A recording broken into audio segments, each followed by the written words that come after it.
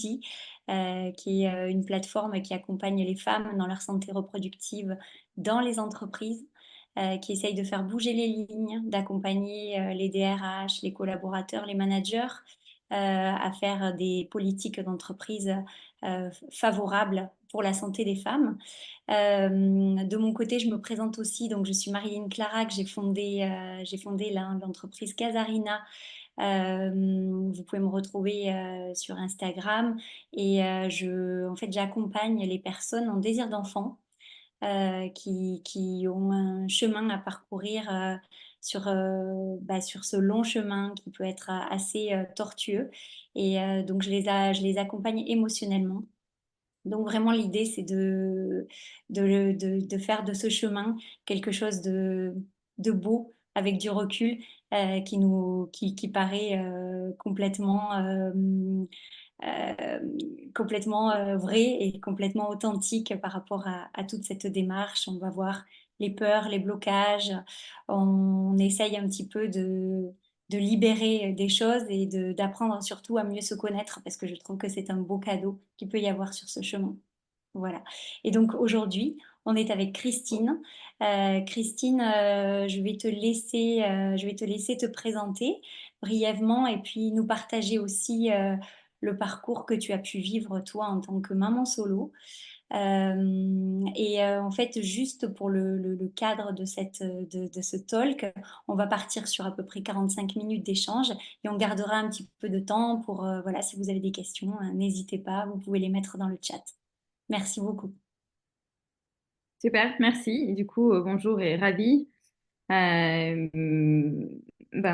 j'ai 42 ans, mais j'ai commencé mon parcours à 34 ans parce qu'en fait, je voulais avoir un enfant à 35 ans. Donc, j'ai eu de la chance, je dois dire. Donc, c'est tombé puis le bon moment, D'accord. dans le bon timing. Euh, donc, moi, je suis initialement arménienne. Ensuite, j'ai vécu un peu en Russie et puis maintenant, je suis en France depuis 20 ans. J'étais stupéfaite de comprendre quand même si on vit dans un pays développé comme la France, mais en fait, il y a beaucoup de tabous autour de l'enfant, de la présence d'enfants, comment le faire, quand le faire. Donc, j'étais assez surprise, d'où le fait que j'en parle un peu plus ouvertement. C'est que je me dis, si dans ce genre de pays, c'est un tabou, alors comment c'est dans les autres pays, quoi. Enfin, c'est inimaginable. Et puis la loi est passée sur la PMA il y a 3 ans. Oui, ouais, tout à fait. Et puis moi, j'ai fait ma petite, j'étais hors la loi. Mmh. Donc je l'ai fait il y a 8 ans, enfin, ouais, presque 8 ans, parce qu'elle va avoir 7 ans bientôt. D'accord. Donc voilà. Après, en soi, en toute honnêteté, mon parcours n'était pas compliqué d'un point de vue médical. Il était peut-être un petit peu plus compliqué ou complexe d'un point de vue mental où il pourrait l'être, mais d'un point de vue médical, il n'était pas complexe. Il a fallu juste quelques allers-retours en Espagne et puis voilà. Bon, après, en fait, je pense que c'est une façon de voir les choses parce qu'après coup, maintenant, quand je vois comment les gens réagissent, qu'est-ce qu'ils disent, je me dis en effet, j'ai fait ça, je suis passée par là, etc. Et on en parlera. Mais sur le coup, j'étais trop dans l'objectif de je vais tomber enceinte, je vais avoir un enfant. Donc tout le reste passait inaperçu en fait. Tous les petits détails des inconvénients, ça passait inaperçu. D'accord. Mmh. OK. Et justement, ces petits inconvénients, comment tu as fait pour essayer justement de, bah, maintenir ta carrière? Il y avait les traitements, les allers-retours comme tu dis. Est-ce que tu peux nous raconter un petit peu, comment tu as pu, bah, Ouais. Alors du coup, je vais partir dans un récit. bah, oui, c'est Donc important. avant ça, j'étais donc mariée. J'ai divorcé à 29 ans et donc on n'a pas eu d'enfant avec mon ex-mari. Et en divorçant, je me suis dit, je n'ai pas envie d'avoir un enfant avec un homme. J'ai envie d'avoir un enfant moi pour 1 million de raisons et on pourra en parler si ça vous intéresse. Mais globalement, moi, j'étais très convaincue que je veux un enfant moi en PMA. D'accord. Mais j'avais 29 ans ou 30 ans quand j'avais pris cette décision. Donc j'en avais parlé un peu rapidement autour de moi sans trop m'attarder sur le sujet. Et dans ma tête, j'allais commencer à faire tout ça à 34 ans. Euh, une fois qu'on a dit ça, j'avais fait exprès de m'éloigner un peu de mon CDI entre 30 et 32 ans. Et donc ensuite, je reprenais le boulot. Et puis donc, en fait, tout était assez calculé. Dans ma tête, c'est souvent très calculé, même si le désir d'enfant, c'est quelque chose de sympa. Mais pour moi, il faut quand même calculer. Et donc, c'était très calculé. Donc, quand je rentre, je prends mon CDI. Une fois que j'ai fait au moins 1 an ou 2 ans, je commence le process. Et le temps que je tombe enceinte, ça fera déjà 3 ans. Et donc, ça sera bon, etc., etc. Et j'étais dans une entreprise assez évoluée dans les mentalités, une boîte tech américaine, donc qui était assez évoluée dans tout ça. Néanmoins, alors tout était dans la bonne gestion d'agenda, parce qu'en effet, alors moi, j'avais choisi Madrid. J'avais, alors déjà, hyper compliqué de choisir clinique. Donc, moi, j'avais choisi Ivy à Madrid, mais à mon époque, il n'y avait aucune info. Il n'y avait pas des forums de discussion qu'il y a aujourd'hui. En fait, il n'y avait que les catalogues des cliniques. Donc, moi, je choisissais par catalogue une clinique, en fait. Et j'avais parlé avec 1 ou 2 personnes et bon, j'avais compris que Ivy, c'était une des meilleures, donc je suis allée à Ivy. Pourquoi Madrid? Parce qu'en fait, j'allais souvent à Madrid pour mon travail. Donc, dans mes calculs, puisque j'y allais pour le travail, bah, en fait, ça n'a pas marché du tout comme ça. À chaque fois que j'y suis allée, c'était en dehors du boulot parce qu'en fait, j'avais pas compris que c'était lié au cycle. En Mm. plus, moi, j'étais très mauvaise là-dedans. Je connaissais absolument rien d'un point de vue médical. La première fois, quand il a fallu que je me pique, je ne savais même pas comment ça marche, qu'est-ce qu'il fallait faire. Enfin, c'était une expérience intéressante. Mais bon. Donc, niveau travail, en fait, j'avais bien calculé en me disant, mais d'une façon assez classique. Je m'étais dit, voilà, pour avoir de l'argent, parce que tu es toute seule, qui va faire quoi? Comment tu fais ça? Pour avoir de l'argent, il faut avoir ce travail. Il faut combien de temps ce travail? Comment je fais pour garder le boulot? Parce que le congé maternité, c'était super compliqué finalement, même dans une grosse boîte tech. Je l'ai pas aimé, le congé maternité. Donc bon, tout ça, il fallait vraiment bien tout noter, tout regarder, tout. Et puis évidemment, quand on est sous les hormones, bah, tout semble dramatisé fois 1000. Euh, donc il y avait une petite gestion. La seule chose qui était sympa, je pense, pour moi, c'est que de base, je voulais un enfant seul. C'était pas par dépit, c'est pas négatif, mais pour moi, c'était pas un choix parce que je n'ai pas trouvé l'homme de ma vie, mais c'était un choix parce que je voulais un enfant seul. Et Donc, est-ce je suis allée à la clinique, j'étais heureuse d'être seule là-bas. La première fois, je suis allée avec un ami, mais en soi, j'aimais bien. Les échos, je les faisais seule, j'adorais ça, je trouvais ça marrant. Et limite, je tournais tout en blague.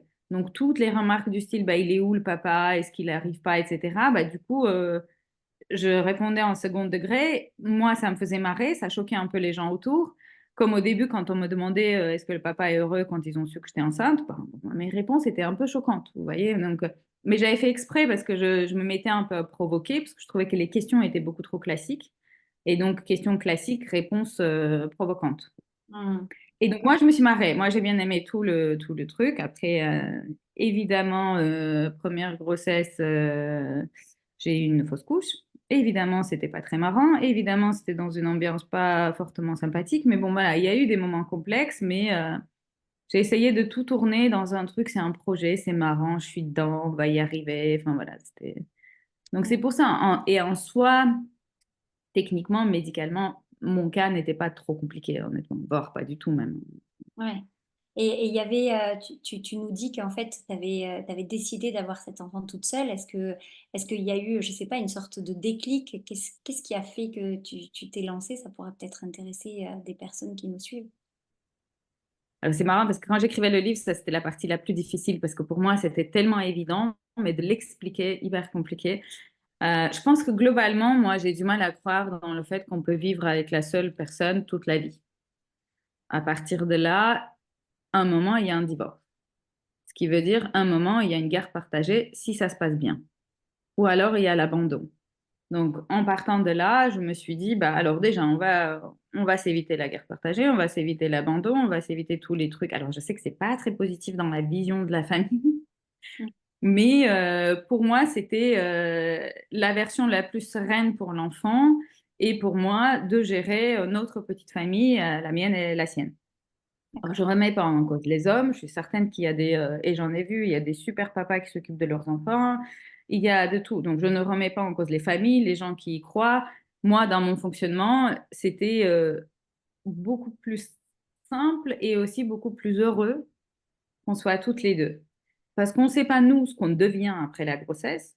Mais alors, on ne sait pas comment la personne en face va réagir. Donc, il peut du jour au lendemain changer. Ça peut. Enfin, voilà. Donc, c'était une espèce de idée de sérénité, pour moi, j'étais plus sereine. Et puis après, il y avait l'autre sujet qui était alors avec mon ex-mari, alors qu'on n'avait même pas encore d'enfant, on y réfléchissait, on était d'accord sur rien sur l'éducation. Je me suis dit, au moment où on va y arriver, est-ce qu'il doit apprendre les langues ou pas? Est-ce qu'il va dans une école privée ou pas? Est-ce que la chambre, elle est rose ou rouge? Enfin, c'est des petits détails, mais chaque petit détail fait qu'à un moment, on se déchire. Et qu'on passe notre temps à s'engueuler, que c'est très compliqué. Déjà, c'est compliqué physiquement, c'est compliqué moralement. L'arrivée d'un enfant, c'est un chamboulement. Donc, enfin, voilà, moi, j'avais autant je trouvais ça extraordinaire d'avoir un enfant, autant j'arrivais pas à voir ça en quelque chose d'extraordinaire à l'avoir ensemble. D'accord, OK. Après, j'avoue, j'ai des couples autour de moi qui sont très heureux à deux, mais ils savent très bien qui fait quelle concession, comment ils font, ils se sont mis d'accord, ils sont assez à l'aise, ils ont la même vision. Je pense que je n'ai pas cette, je sais pas, Ouais. maturité, compétence, Et voilà. Moi, et je sais ce que je veux et pour moi, ouais, pour l'enfant et pour moi, l'important n'est pas est-ce qu'il y a deux papas, deux mamans, trois papas, trois mamans, un papa, une maman, c'est pas le sujet. L'important, c'est que l'enfant soit entouré de l'amour. ouais, tout à Et fait. qui l'aime, et d'un vrai amour, hein, mais qui l'aime autour, est-ce que c'est un homme, une femme, mamie, papy, peu importe, ça pour moi, ce sont des détails. L'important, c'est l'amour. Mmh, tout à fait. Ouais, l'important c'est l'amour, c'est une belle phrase, clairement. Et Mais c'est vrai, qu'est-ce qu'ils ouais, veulent, les enfants? En soi, tout ce qu'ils ouais, veulent, c'est qu'on les aime. être aimé, tout à C'est tout. fait. Ouais, Voilà, ils veulent des complètement. câlins, ils veulent qu'on leur parle, ils veulent qu'on les considère. What else? Tout à fait. Et donc, comme tu avais, donc décidé ça depuis finalement, presque quelques années, on peut dire, depuis je sais pas si on peut dire pas depuis toujours, mais en tout cas, tu étais très déterminée dans le fait de faire ta PMA toute seule. Donc, du coup, tu nous disais que c'était à tu voulais avoir cet enfant à 35 ans, donc à 34 ans, tu as commencé. Oui, alors j'avais lu dans les catalogues de Ivy, enfin c'est pas les catalogues, c'est les trucs, comment ça s'appelle, les PDF là qui Aussi? envoient des Oui. informations. J'avais lu qu'en fait, donc moi je voulais faire une insémination classique, enfin une insémination artificielle, c'était pas une FIV. En tout cas, je voulais pas démarrer parce que c'était la première fois que j'essayais, donc je me suis dit je vais démarrer par l'insémination classique. Et ils avaient marqué que 50% de femmes tombaient enceintes au bout de sixième insémination.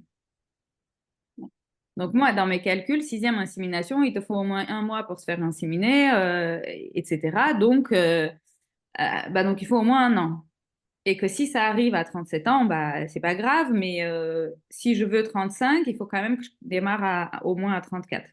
Donc en fait, c'était un calcul un peu out of nowhere que moi je m'étais fait dans ma tête en me disant, bon, si je démarre maintenant, d'ici 40 ans max, je devrais être enceinte. D'accord. OK. Mmh. Et moi, ça marchait dès la première fois. La première fois, j'étais déjà enceinte. Et ça, c'était inattendu pour le coup. Ça, je m'y attendais pas du tout. Donc, Donc mais ça a bon. marché, quasiment tout de suite?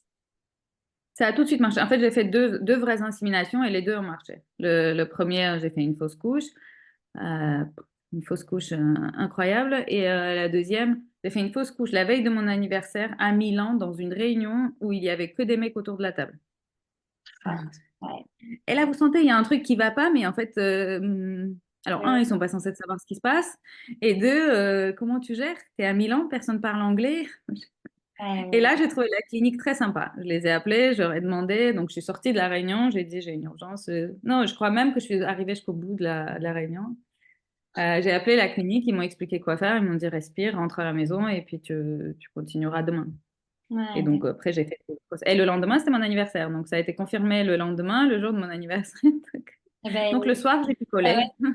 j'ai vécu la Ouais. même chose que toi. J'ai vécu la même chose que toi. C'était pas une réunion avec des hommes, mais c'était aussi le jour de mon anniversaire. C'est quelque chose Bah voilà. dont on se rappelle effectivement.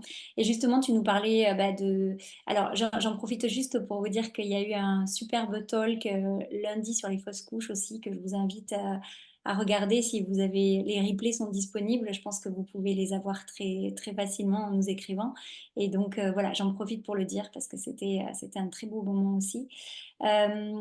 Juste En voilà, fait, ça fait très peur. Du coup, je me permets d'intervenir là parce que on a évidemment le sentiment que tout est de notre faute. Et pour le coup, moi, j'ai été accompagnée par un super gynéco que je l'appelle Monsieur Miracle dans le Docteur Miracle, je l'appelle dans mon livre. Et il m'avait dit, à un moment, il faut arrêter de culpabiliser. Tout ce qui arrive jusqu'à 12 semaines, tu ne peux rien faire. Il n'y a Ouais, aucun contrôle sur le sujet. Donc, ouais, laisse voir si ça passe, ça passe. À partir de là, il faut que tu fasses attention, il faut que tu fasses ci, il faut que... Bon, alors, c'est pas pour autant que je fumais et buvais, hein, pas du tout, mais ce que je veux dire, c'est que il m'a quand même un moment expliqué et j'ai trouvé que... Et c'était mon premier gynéco homme, alors qu'avant ça, j'ai eu 2 gynéco-nanas en France. Les deux étaient horribles. Les deux insupportables. J'ai vraiment détesté l'expérience et c'était le premier qui a parlé, qui m'a considérée comme une personne, comme une femme, qui m'écoutait. C'était incroyable. Mais donc, du coup, en effet, on se pose un million de questions quand ça arrive. C'est pas un truc marrant à vivre, non, bien mais je sûr. pense qu'il faut se renseigner, en fait. Il faut déculpabiliser et se renseigner. Oui, tout à fait. Et puis c'est vrai que, comme tu disais tout à l'heure, en fait, sur bah, toute la partie désir d'enfant et même voilà la grossesse, on n'a pas forcément le contrôle. C'est quelque chose qu'on ne peut absolument pas contrôler. Il faut lâcher prise et c'est pas évident, vraiment. Et est-ce que tu... Oui, et je pense que c'était le fait que j'étais un peu tranquille, en fait. Enfin, pour moi, c'était marrant. Tout le Ouais, process, c'était marrant. Donc, j'étais pas hyper...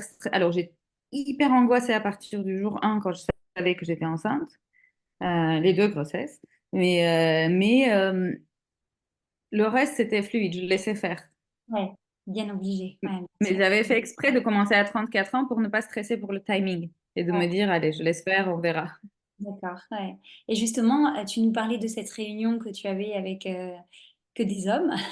Est-ce que, ton entreprise a mis en place des choses, est-ce qu'ils avaient une politique d'entreprise déjà, qui te facilitait la tâche pour, justement accéder à ce bébé, si on peut dire? Ou, est-ce que tu as senti qu'il y avait des choses largement à améliorer? Alors, c'était il y a 8 ans, donc peut-être qu'ils ont mis en place des choses maintenant. Donc, je ne vais pas parler de maintenant. À mon époque, non. Non, et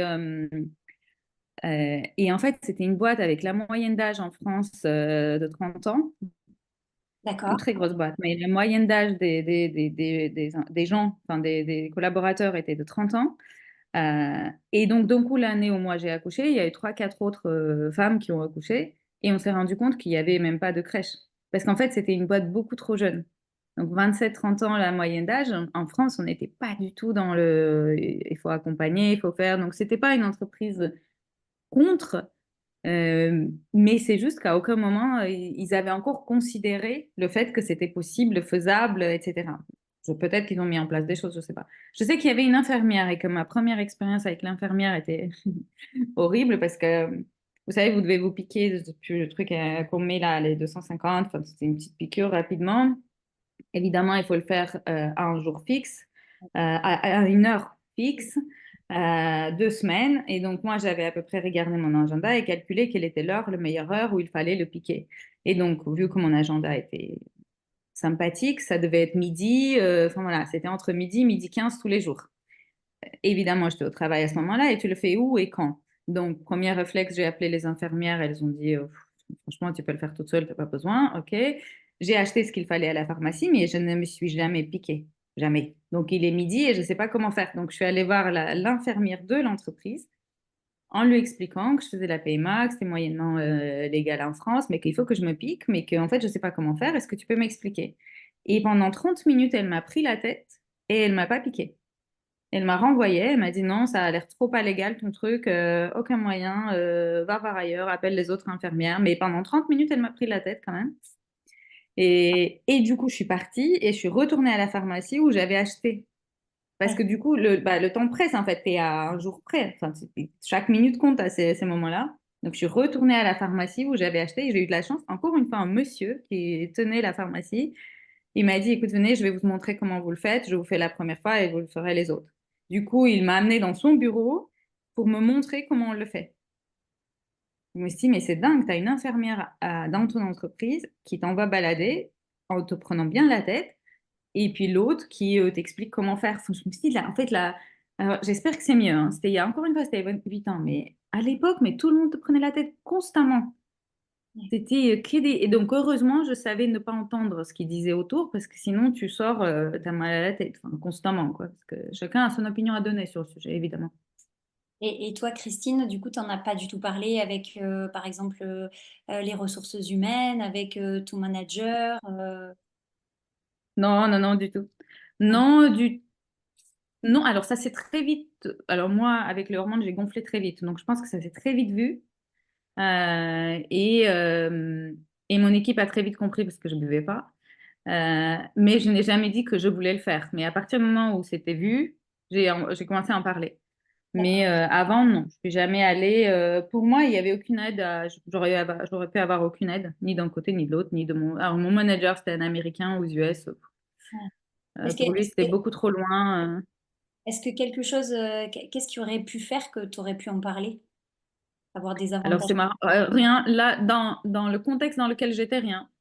D'accord. Si j'avais une manager qui était compréhensible, qui avait envie d'en discuter ou qui m'avait au moins ouvert un tout petit peu la porte, j'aurais pu. Alors, ce qui est marrant, c'est que 3 ans après, je suis repassée voir mon gynéco et il est assez connu en fait dans le domaine de fertilité. Et dans la salle d'attente, j'ai vu une collègue à moi qui est littéralement le bureau à côté de moi, qui était venue pour commencer un process.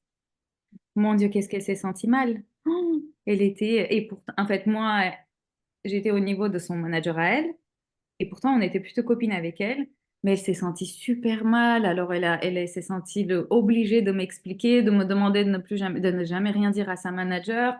Et moi, je lui disais, mais arrête. Enfin, déjà, moi, j'en parle ouvertement. À la rigueur, ok, tu veux pas parler à ton manager parce que tu as peur, mais moi, tu peux me parler. Enfin, je sais pas. Mais il y a une peur, il y a une, alors, il y a une côté pudique où on n'a pas forcément envie de parler. Donc, s'il y avait un espace un peu anonyme, pas anonyme, mais un espace fermé, confidentiel, si c'est peut-être pas le manager, mais quelqu'un qui est dans l'entreprise, qui vous suit, qui conseille, qui répond, et qui peut physiquement vous recevoir pendant 20 minutes dans une salle en pleine journée, ça, j'aurais pu le faire parce que j'avais 1 million de questions et zéro réponse. Ouais. Donc Google était mon ami. Enfin, je googlais tout ce que je savais et puis la moitié, il n'y avait pas de réponse à mon époque. Il n'y avait aucune réponse. Donc, moi, je suis allée un peu comme ça. J'ai envoyé des mails à mon gynéco qui me répondait. D'ailleurs, il était sympa, il me répondait. Ouais. Mais à part ça, moi, j'avais aucune source. Mais si j'avais un espace un peu. Et après, dans la dernière entreprise, parce que j'ai changé de boîte entre les deux, pas là où je suis maintenant ou là où j'étais avant, je ne vais pas donner des noms, mais c'est facile, c'est pas Tu as très changé, difficile à trouver. changé d'entreprise pendant que tu étais en process PMA? Non. Alors non. Mais quand j'étais en process PMA, j'étais en train de créer une nouvelle équipe. Et je me suis posé la question, je me suis dit, OK, donc là, je suis en process. J'étais enceinte, donc quand j'ai commencé vraiment, j'étais déjà à troisième, quatrième semaine. Ça venait d'être confirmé que j'étais enceinte. Et là, je me suis posé la question, je me suis dit, comment je fais? Je crée une nouvelle équipe, c'est un nouveau budget. Comment j'explique que dans 6 mois, je suis en congé maternité? Donc, évidemment, toutes les questions se sont posées sur mon job. J'avais hyper peur, est-ce que j'allais récupérer mon job? Donc, bon, et quand j'ai dit à mon manager, bon, finalement, il a bien pris parce qu'il me dit, c'est marrant, je m'attendais que tu allais être 6 mois ton congé maternité alors que c'était que 18 semaines en soi. Ouais. Mais bon, en 18 semaines, franchement, en 3 mois de congé maternité, je me suis vraiment arrêtée 1 mois. Ah oui, tu as Avant, je continué. travaillais, après, je travaillais. Et ça, je pense que c'était une très mauvaise idée parce que Ouais. l'entreprise, de toute manière, et personne. D'ailleurs, moi, je suis rentrée à l'époque, le congé maternité, c'était pas, enfin, franchement, c'était pas encore bien considéré, quoi. Ouais. Heureusement, en 3 ans, les choses ont changé. Hein. Enfin, en 7 ans, les choses ont changé. Mais moi, à mon époque, c'était pas ça. Ouais. Hmm. Et est-ce que, du coup, tu allais nous parler de ta deuxième, de l'autre entreprise, c'est ça? Alors, l'autre entreprise où j'étais juste avant, mon livre venait de sortir. Et en fait, il y a eu pas mal de personnes, femmes, qui m'ont écrit Hmm. en confidentiel en disant, est-ce qu'on peut en parler? Ouais. Et j'en connais même deux qui sont enceintes, et qui ont probablement eu déjà leurs enfants. Mais la première chose qu'elle me disait, c'est attention, t'es manager, ça veut dire que tu parles à nos managers, tu ne dis pas ça à mon manager.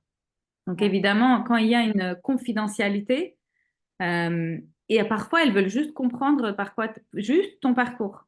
Donc même elles ont lu le livre, etc., mais c'est juste discuter.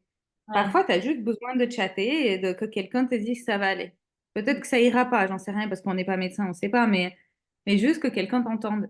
Et je pense d'avoir ce quelqu'un qui est disponible et qui gardera tout ce qui se dit confidentiel, je pense que c'est super important. Donc, tu es devenue finalement une personne ressource et clé dans l'entreprise, justement, pour toutes les femmes qui avaient envie de sauter le pas, finalement. C'est ça qui s'est C'est passé. ça. Bah, dans l'entreprise où j'étais, ouais, c'était marrant, mais ça s'est fait naturellement parce qu'en fait, j'ai parlé du livre sur LinkedIn et ça a fait le tour. Et puis, ça se parle, ça se parle, ça se parle. Il y a des gens qui m'ont écrit sur Facebook en me demandant de discuter, etc. Et Mm. c'était l'objectif du livre, c'est parce que je me suis dit, si moi, en tant qu'Arménienne, dans une illégalité, entre guillemets, j'ai réussi à le faire, il n'y a aucune raison que les femmes d'aujourd'hui, dans un pays développé où maintenant, enfin, c'est légal, on ne le fasse pas. Enfin, à un moment, Ouais, tout à tout fait. le reste, c'est dans la tête. Mais entendre quelqu'un qui te parle, aujourd'hui, il y a 1 million d'infos partout. Moi, je regarde, il y a beaucoup de groupes sur les mamans solo, comment on le fait, sur les filles, etc. Moi, franchement, j'avais rien, moi. Ouais, tout à fait. Et est-ce que tu peux juste nous dire quelques mots sur ton livre, s'il te plaît? Ça pourra peut-être intéresser. Je peux, bah, en fait, je l'ai sorti, je l'ai écrit super vite. Je l'ai écrit quand j'étais encore en congé maternité. Parce D'accord. que je me suis dit, je vais oublier les choses. Et après, il m'a fallu 1 an de réflexion sur est-ce que je le sors ou pas. Parce que les gens sont un petit peu, et on le voit bien, hein, ils sont un peu trop extrémistes, ils réagissent n'importe comment, tout ce qui n'est pas normal ou habituel, ils savent pas réagir. Donc, est-ce que je mets mon nom ou pas? Mais je me suis dit, si j'écris un livre que je mets pas mon nom, c'est quoi l'idée? Alors, autant ne pas écrire un livre, parce que l'objectif du livre, c'était de se dire que c'est possible, il y a un chemin, il y a un parcours. C'est pas un grand livre, c'est pas un grand roman, mais ça décrit des étapes et c'est très manuel parce que je décris mois par mois à partir du premier jour où j'ai démarré jusqu'au jour où j'ai accouché. Ouais. Donc il y a la fausse couche, enfin bon, voilà, il y a toutes les étapes. Il y a aussi le fait qu'entre la fausse couche et le deuxième grossesse, j'ai refait une tentative et que je crois qu'ils m'ont trop stimulée. Et D'accord. donc, le gynéco, il m'a dit, tu es prête, tu peux y aller. En revanche, il y a comment il m'a dit? Il y a un risque de triplet. D'accord. J'ai dit, ah, on va éviter le risque de triplet. Il me dit, non, mais t'inquiète pas, en 25 ans de carrière, ça n'est arrivé que 4 fois. Oui, mais ça arrive. Tu m'excuseras, je ne serai pas la cinquième et je ne peux pas gérer les jumeaux non plus. Donc, bah, du coup, j'ai arrêté, je suis pas allée. Mais bon, mais voilà. Donc, le livre, l'idée, c'était juste de montrer ce qui est faisable et comment ça peut se passer. Après, chacun en fait ce qu'il veut. Moi, la seule chose que je prône, c'est l'ouverture d'esprit. On ne juge pas, on laisse les gens faire.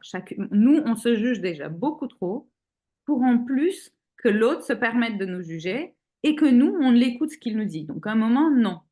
Mm. Je gère, c'est ma vie, c'est comme ça que je le fais. Et puis c'est tout. Et donc, tout l'idée, c'était dans ça. C'est-à-dire que moi, moi, j'ai réussi dans un pays où je connaissais à peu près personne. J'étais toute seule, personne ne comprenait le truc. Bon. Ouais, du coup, c'était vraiment de partager cette expérience, d'apporter ton témoignage et que les femmes puissent vraiment se servir de ce livre en support et en C'est ressource. ça. Mm. Mais Et c'était pour montrer que c'est possible. C'était ma façon de manifester. Je suis pas du style à aller manifester, mais c'était pile au moment où la loi a passé. Donc, ouais, c'était ma façon d'aider et c'était, enfin, alors, drôle, c'est pas le sujet, c'était pas très marrant, mais au moment où je l'écrivais, j'hésitais. J'habitais pas très loin de Colombes, et en fait, quand on passait à Colombes, il y avait des grosses affiches, non à la PMA, l'enfant sera malheureux, son papa. J'ai même pris une photo. Je me suis dit, mon Dieu, mais dans quel monde on vit, quoi. donc ce livre tombait à pic, ouais. Et j'avais, Ouais. oui, c'est sûr. J'avais une question aussi, Christine. Comment tu as fait pour, parce que bon, il y a la gestion des traitements, mais aussi des émotions, notamment du stress avec le travail. Est-ce que tu avais mis des stratégies en place? Est-ce que tu pourrais nous partager un petit peu comment toi, tu as réussi à... Tu as l'air d'être une femme très forte et très déterminée. Est-ce que tu t'es quand même appuyée sur, je sais pas, des outils, des applis, des choses qui ont pu t'aider, ou même je sais pas, des personnes, des médecines douces? Alors, moi, non. Moi, je pense que je me suis juste appuyée sur le travail. D'accord, Parce que je bossais jusqu'au septième, sixième mois, je voyageais tout le temps. d'accord. Jusqu'à ce que mon gynéco m'a dit arrête parce que là, c'est trop là. Il faut que tu arrêtes. Mais il n'y avait pas d'appli à bonne époque, en fait.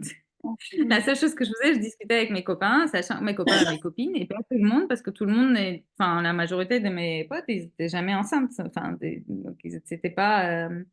Donc, non, moi, à l'époque, je me suis appuyée sur le fait que je travaillais, et c'est tout. Le travail C'était a un été... truc en parallèle qui était tout le temps dans ma. Même les. Enfin, non, moi, moi, je suis le mauvais exemple sur le sujet, parce que même il faut faire des cours d'accouchement. Ouais, Même ça, j'ai pas fait. J'ai regardé 5 vidéos YouTube sur comment on accouche. J'ai décidé que je savais accoucher. Mauvais, vraiment mauvais là-dessus aussi. Il faut y aller à ces cours d'accouchement. Mais moi, j'ai rien fait. Mais je pense que dans ma tête, je n'avais pas compris que c'était compliqué. Moi, je mets toujours un temps à accepter les émotions. Donc, quand elle est née, tout allait bien et c'était une crème, honnêtement. Et 6 mois après, j'ai fait une postpartum. Et d'accord. genre une bonne petite déprime qui te met HS. Mais même ça, au travail, ils n'ont pas compris. Ils ont ni vu ni compris. Même la majorité de mes copains, ils ont ni vu ni compris le truc. Donc, et là, Et, je suis quand même allée voir un. Là, j'ai quand même pris 2 semaines un médicament pour me remettre d'équerre. d'accord. Et tu t'es fait Mais accompagner? moi, je suis plus en mode j'avance et puis d'un coup, les émotions m'attrapent. D'accord, ok. Et donc, du coup, maintenant, tu as ce recul nécessaire avec tout ce qui s'est passé. Pardon, excusez-moi, notamment le postpartum. Est-ce que tu aurais, quel conseil tu pourrais donner à une personne qui se lance en PMA toute seule vis-à-vis de son entreprise, vis-à-vis d'elle-même? Qu'est-ce que tu pourrais, qu'est-ce que tu pourrais conseiller, toi? Vis-à-vis de l'entreprise, je pense que la première chose, c'est de se protéger. Et je pense qu'il ne faut pas qu'on se sente se protéger mentalement, je veux dire. Enfin, parce que c'est lourd, parce qu'il y a des regards, il faut être à l'aise. Donc, quand on en parle, il faut être à l'aise. Pour moi, donc, il faut se décider quelle est la. Mais de demander d'avoir un accès, maintenant, je crois que même les mutuelles payent une psy ou d'avoir un accès comme Ninty ou avoir une plateforme quelque part où on peut discuter, ça, c'est super. Je pense que c'est super, honnêtement. Nous, on avait dans la boîte où j'étais, on avait massage une fois par mois offerte. Je me disais, OK, bah, on aurait pu aussi avoir 20 minutes de discussion ou 1 heure de discussion offerte. Ouais. Et peut-être que c'est le cas aujourd'hui, je ne sais pas. Mais peut-être, voilà, demander. Et je pense que c'est bien de discuter avec des professionnels qui ne jugent pas. Donc, même moi, par exemple, si on discute avec moi, c'est cool, je peux partager mon expérience, mais c'est mon expérience. Je ne poserai. C'est pas ni la tienne, ni celle de Gaëlle, ni celle de Camille, en fait. Donc, du coup, c'est bien d'avoir quelqu'un qui sait accompagner. Donc, aujourd'hui, je pense que ça peut être bien d'avoir ces discussions. Après, moi, à mon époque, quand j'ai démarré, ça fait très vieille femme là, pour le coup, là, à mon époque, là. Quand j'ai démarré, mon psy m'a envoyé, mon gynéco m'a envoyé voir un psy. Et il m'a dit, je t'accompagnerai si tu vas voir un psy. Et ça m'avait mais profondément choquée.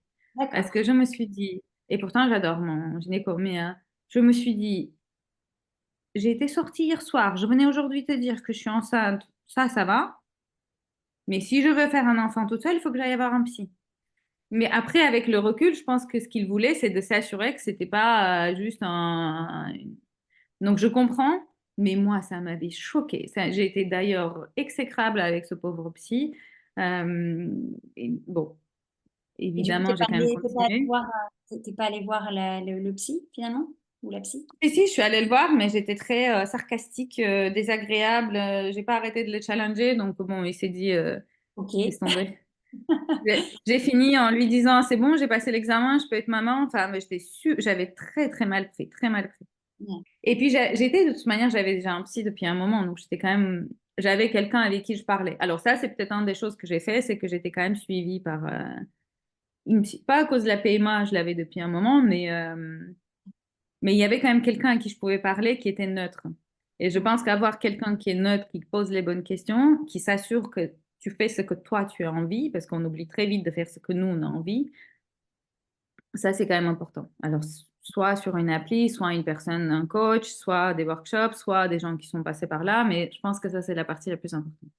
Ouais, je pense aussi qu'il faut créer ces espaces-là. Effectivement, tu parlais tout à l'heure d'espaces aussi de confidentialité, d'espaces un peu fermés, même au sein de l'entreprise quand elle peut se le permettre. Et moi, je pense vraiment qu'on va vers ça. Et tu vois, je comprends que les personnes soient venues te voir avec l'écriture de ton livre. Enfin voilà, on a envie d'échanger forcément avec toi et d'avoir quelqu'un avec qui parler de cette situation. Donc, ouais, c'est Ouais, déjà... c'était marrant parce qu'après, quand je les ai vus ensemble, j'étais Oui, fière de moi. J'étais là, trop ouais, bien, elle a réussi. ouais. Alors moi, en soi, j'ai rien fait, hein. J'ai juste discuté 1 heure avec elle, mais j'étais trop contente. J'étais là, ouais, une de plus. Je comprends. Ben, en tout cas, merci, merci infiniment, Christine, pour ton témoignage. Je ne sais pas si voilà, vous voulez poser des questions. Il y a le chat qui est ouvert. Donc voilà, n'hésitez pas si vous avez des questions. Moi, j'en ai quelques-unes, donc on peut continuer sans problème. Et puis voilà, s'il y a des questions qui tombent, il n'y a aucun souci, on les traitera. Et puis, donc voilà, moi, je vais continuer j'avais noté d'autres questions. C'est qu'est-ce que tu... donc on l'a un petit peu dit, mais qu'est-ce que tu recommanderais pour accompagner au mieux les mamans solo pendant leur parcours PMA? Donc on a parlé éventuellement de voir quelqu'un, d'être accompagné dans la façon de parler, d'avoir un espace où on peut se confier. Est-ce que tu vois d'autres choses qui pourraient être mises en Alors place? oui, je pense qu'il y a un truc qu'il faut, et je pense que c'est ce qui m'a aidée, c'est Oui, qu'il faut dédramatiser. Maman solo, c'est pas la fin du monde. La majorité des mamans sont solo. C'est juste que parfois il y a un mec ou il n'y a pas. Ok, d'accord. donc je suis désolée. Mais et oui, les super papas, il y en a de plus en plus, mais ils sont pas, c'est pas la normalité. Assez souvent, elle gère et ça, et ça, et ça, et ça, et en plus ça. Et puis en même temps, elle est pas solo, mais dans la réalité, elle est solo, et en plus, elle gère. Enfin, donc dédramatisons. Maman solo, c'est pas une mauvaise chose. C'est super. Tu es presque maman, bientôt maman, et t'es solo. La bonne nouvelle, tu t'occupes que de toi. Et franchement, donc, je pense que la première, c'est parce que moi, je ne l'ai jamais vu comme une contrainte. Moi, j'ai toujours, alors peut-être parce que c'était mon choix. Enfin, c'est le choix de tout le monde d'ailleurs. On ne le fait pas un peu toute seule en mode, voilà. Mais pour moi, c'était trop génial. Je suis maman solo. Ouais, Donc, il faut dédramatiser, hein. Je pense que ça, c'est la première chose. Et même autour, il n'y a pas le «Ah, la pauvre, t'es maman solo». Mais pourquoi la pauvre? C'est trop génial. Elle gère son temps, elle gère. Bon, ok, de toute manière, elle aurait géré. Comme ça, au moins, elle gère. Voilà. ouais. Il faut le Donc voir. ça, c'est la première chose. Après, oui, être accompagné, oui. Mais après, je pense qu'il faut des moments de... Ça, c'est un truc qui m'a manqué aussi. Donc maintenant, je m'y mêle, hein, mais il faut des moments de... des moments pour soi. Alors, est-ce que c'est des massages? Est-ce que c'est des... Et c'est facile à dire, mais là, par exemple, depuis cette année, depuis septembre dernier, cette année, j'ai mis en place, entre guillemets, un système où les vendredis soirs, elle est chez mamie, je fais quelque chose seule. Ou je sors avec mes copines, ou je regarde Netflix, Bridgerton, c'est sorti, ou je fais rien, mais vendredi soir, je suis solo. Moi, pas maman solo, mais je suis moi. C'est tout. Date, pas date, peu importe. Mais ça, il m'a fallu du temps, hein, parce que là, elle va avoir 7 ans. Donc, il m'a fallu 6 premières années, il m'a fallu beaucoup de galères, etc. Mais bon, Et du je coup, pense qu'il faut, un, dédramatiser, prendre du temps pour soi, et puis au final, on est quand même, maman ou pas, on est une femme, donc il faut s'occuper de soi, hein. ouais, c'est ça. Ben, c'est un super conseil, Christine, parce que effectivement, prendre soin de soi, ça passe toujours un peu. C'est jamais la priorité, et pourtant, il faudrait que ça le soit, hein. On met quand même les masques dans l'avion, on doit les mettre en priorité sur nous avant de les mettre sur C'est ça. les enfants. Ouais. Donc voilà, c'est bien important. On a une question de Gaëlle, Christine, qui demande qu'est-ce qui a manqué pour vous dans votre parcours PMA qui aurait pu être mis en place par votre entreprise et qui vous aurait aidé? Et à l'inverse, qu'est-ce qui vous a desservi? Bah, je pense que moi, ce qui m'aurait aidé, c'était l'assistance médicale, entre guillemets. Une infirmière qui était capable de m'expliquer comment faire. Et Pour, limite, une infirmière qui aurait pu me faire cette piqûre tous dans le les cadre jours. Parce que ça, c'était un stress. La piqûre, c'était un stress, en fait. Pas parce que ça fait mal ou etc., mais tu as peur de mal faire et t'es pas médecin, c'est pas ton métier. Je peux faire des plans marketing, mais je sais pas faire une piqûre. Donc, mais avoir vraiment là, techniquement, ça m'aurait vachement aidé. Et j'ai cherché, hein, je vous ai dit, ça n'a pas marché. Mais et je sais que la boîte où j'étais avant, et en plus maintenant, on est à moitié hybride, donc c'est un peu moins. Mais on peut peut-être au moins payer cette infirmière ou trouver ou avoir une chaîne de gens autour qui peut nous aider. Mais l'infirmière en tant que c'est entre guillemets, une assistance médicale, ça pourrait être fait. Mais médicale, pas uniquement mentale, mais vraiment physique. Quelqu'un te montre comment te piquer. Est-ce que Ouais. tu as la bonne dose? Est-ce que tu as acheté le bon produit? Comment vous faites? À qui on se pose toutes ces questions? Mm. J'ai fait 3 pharmacies, j'ai posé la même question à 3 pharmacies, donc pour vérifier que les 3 réponses étaient les mêmes, pour m'assurer que j'avais acheté le bon truc pour aller faire la piqûre dans la 4e pharmacie. Ouais, En d'accord. fait, tout ça en étant dans 3 meetings en parallèle. Donc, je vous raconte pas le bordel. Ouais, ça aurait pu être évité, effectivement, et ça aurait pu te faire gagner du temps. Et Franchement, ça m'aurait vachement aidé. Et encore une fois, l'autre, si elle m'avait pas pris la tête et qu'elle m'aurait juste piqué, ça serait passé inaperçu en fait. Mais Mm. c'est tous ces petits trucs, c'est les micro-moments qui rajoutent Oui, un truc à surtout, gérer. C'est trop désagréable. surtout qu'encore une fois, en fait, maintenant, c'est légal aussi, donc peut-être que on peut plus avoir la main là-dessus. Mm. Ouais, tout à Ouais, je fait. serais curieuse de savoir combien d'infirmières d'entreprise Ils peuvent le sont faire. au courant de comment et elles seraient d'accord de le faire, honnêtement. Je serais Ouais. très curieuse de savoir. Mm. Et après, Gaëlle, elle te demandait donc aussi qu'est-ce qui t'a le plus desservi, du coup, dans ton parcours vis-à-vis de l'entreprise. Euh, des-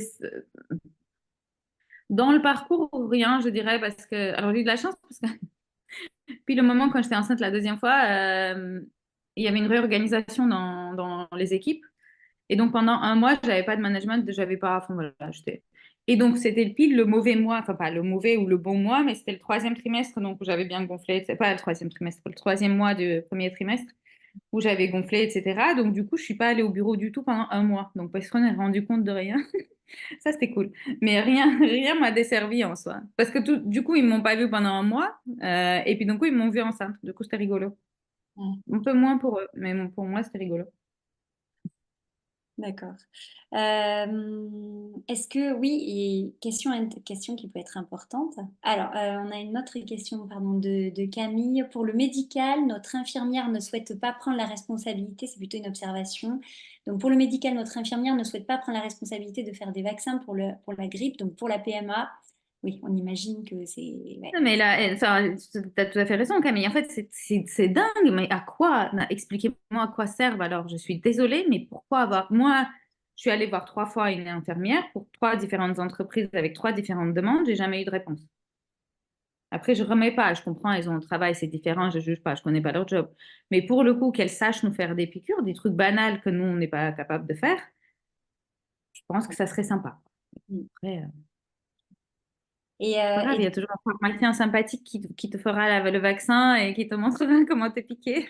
ouais, c'est ça, c'est juste qu'on perd du temps et de l'énergie et qu'on stresse. Exactement. À chercher, à se sentir con, enfin, Ouais, tout bon, à fait. c'est pas grave. Et avec ton recul, Christine, qu'est-ce qui pourrait être peut-être, je sais pas, mis en place ou comment on pourrait faire quelque chose, un environnement de travail avec notamment nos collègues, les managers, qu'est-ce qui pourrait faire que l'environnement soit plus serein, soit plus doux en fait pour la personne qui vit ce parcours PMA? Bah, je pense qu'il faut quand même qu'il y ait un peu de, c'est ce qu'ils appellent le safe environment. Je pense que le plus important, c'est de ne pas se sentir jugé pour moi, parce que ça paraît normal d'avoir 2, 3 enfants quand. D'ailleurs, beaucoup de gens, d'ailleurs, je me suis rendu compte là récemment, même depuis que j'en parle, je me suis rendu compte qu'il y a beaucoup de gens qui ont fait des FIV, même en couple, mais qui n'en parlent pas. Qui aujourd'hui ont des enfants de 20, 25 ans, mais ils ont juste jamais en parlé. Donc, je pense qu'ouvrir la parole, c'est bien, mais encore une fois, il ne faut pas trop focaliser l'attention parce que du coup, tu te sens un peu trop sous pression. Alors, limite, c'est comme si d'autres sujets n'existaient plus, ça devient le sujet. Toi, tu représentes PMA, toi, tu représentes FIP, ou toi, enfin, je pense qu'il faut juste qu'il y ait des espaces de parole, mais il faut pas trop se focaliser là-dessus. Et ça, c'est la meilleure chose que peut faire l'équipe ou les collègues ou l'entreprise finalement. Ouais, tout à Parce fait. qu'on le vit déjà de toute manière. Quand on vient avec de l'aide, ok, mais sinon on le vit déjà de toute manière. C'est tout le temps dans la tête. C'est pas comme si Ouais, que ça complètement. soit bien ou pas bien. De toute manière, c'est tout le temps dans notre tête. Donc trop de questions aussi, c'est pas non plus très. Je pense qu'il faut qu'il y ait une certaine distance quand même, mais le soutien quand il y a un besoin. Oui, tout à fait. Et est-ce que, donc il y a Gaëlle aussi qui nous dit, est-ce que ça a été évident pour vous de partager votre vécu du parcours avec votre entourage professionnel? Et est-ce selon vous un lieu propice à partager cette intimité? Tu as un peu répondu à la question, Ça, mais... c'est une bonne question. Mm. Est-ce que c'est un bon lieu? Je sais pas. Au début, j'étais pas partie en mode je vais en partager, je vais en parler, etc. Mais j'ai jamais été vraiment trop coincée dans la parole sur certains sujets, donc ça allait. Et en fait, c'est quand on a commencé à me poser les questions évidentes pour tout le monde, est-ce que le papa est content?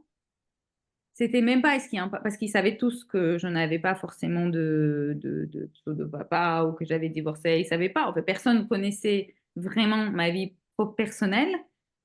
Mais de base, dans la tête des gens, la première question qui est arrivée, est-ce que papa est content? Donc la première, deuxième fois, j'ai été un peu surprise, donc je savais pas trop répondre. Et après, ça m'a énervée. Et à Mm. partir de là, je me suis dit, OK. Et donc, à partir de là, c'était beaucoup plus évident, entre guillemets, d'en parler. Parce que dans mon entourage professionnel, est-ce que c'est un lieu propice pour me demander si le papa est content? Alors, est-ce qu'il y a un papa? Imagine, il n'est pas content. Mm. Imagine, je suis lesbienne. Imagine un million de trucs. Et si, alors, du coup, mes réponses, c'était, bah non, il m'a larguée. Ouais, c'était plutôt aller dans... Et Ouais. tu réponds comment à ça? Mm. Et à quel moment dans ta tête il y a un papa dans... Enfin, donc, question pas maligne, réponse pas maligne. Donc j'ai fait que ça au début jusqu'à ce que les gens comprennent. Et puis après, du coup, je pense que c'est rentré au bout d'un moment. Et puis après, les questions étaient plutôt des filles.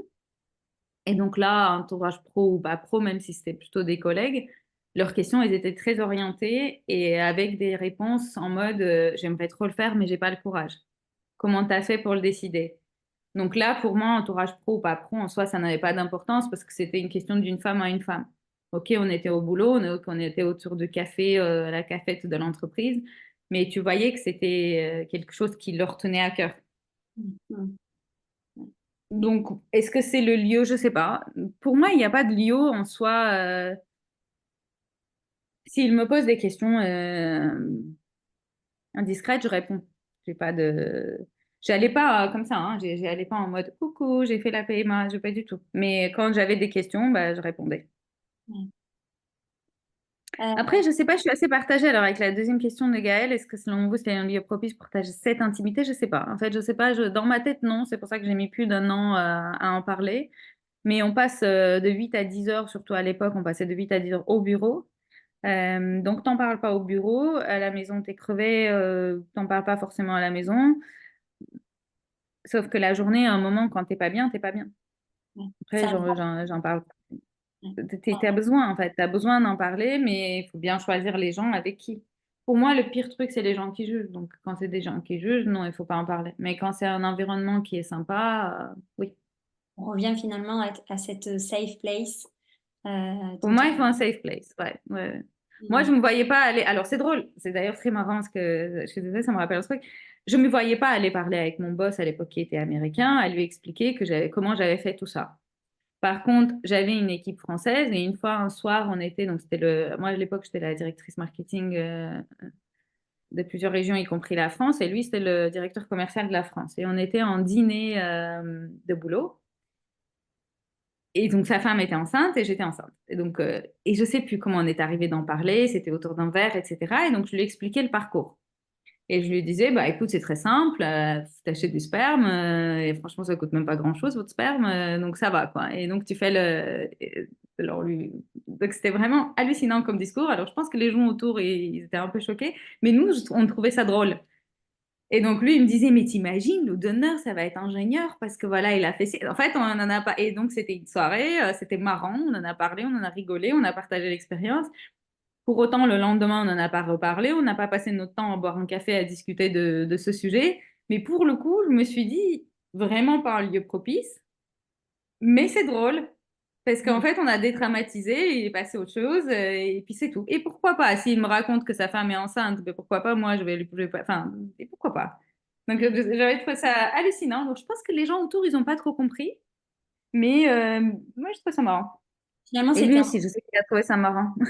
Et finalement, c'était aussi en dehors du cadre du travail. Enfin, il y avait un cadre aussi. Oui, après, on n'était pas au bureau. Oui, oui, ouais. Oui, il y avait un cadre propice.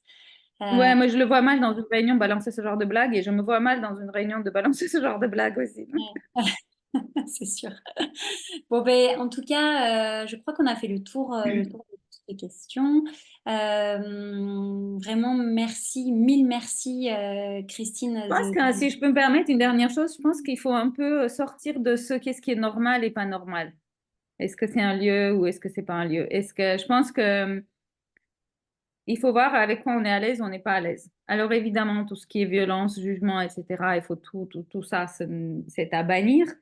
Euh, mais par contre, s'il y a un sujet avec lequel vous êtes à l'aise, bah, vous en parlez. Vous vous dites pas c'est normal ou pas normal. Et si c'est un sujet avec lequel vous n'êtes pas à l'aise, bah non.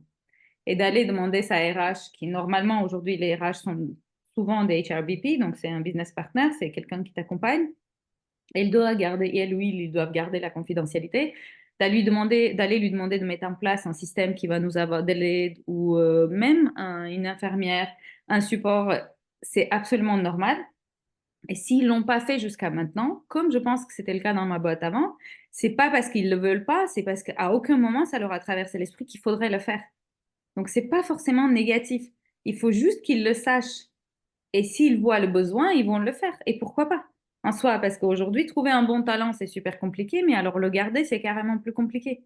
Donc si ce bon talent, il traverse un moment galère, pourquoi pas tout mettre en place pour qu'il nous aide? Et je pense qu'il y a ce mindset chez les RH. Mais si nous, on n'est pas un peu en demande vocale, bah, ça se fait plus difficilement, ça prend plus de temps. On voit bien, les choses arrivent quand on demande. Exactement, ouais. Si on ne demande pas, effectivement, ça n'arrivera pas. C'est qu'il n'y a pas besoin. En fait, c'est pas qu'ils veulent pas, c'est qu'il n'y a pas de besoin. Ouais, tout à fait. C'est le principe de la communication non violente que j'apprécie énormément, où on exprime un Voilà. besoin et on fait une demande Ouais. claire. Et je pense que voilà, le monde pourrait aller bien mieux si on l'utilisait tous, certainement. Mais voilà, faire Ouais, des si on demandes pouvait déjà claires, enlever le non-violente de tout le monde, ça serait ouais, déjà pas mal. ça serait déjà pas mal. Incroyable. Ouais. Bon, Ouais. ben, en tout cas, c'était un sujet vraiment passionnant et merci infiniment, Christine, pour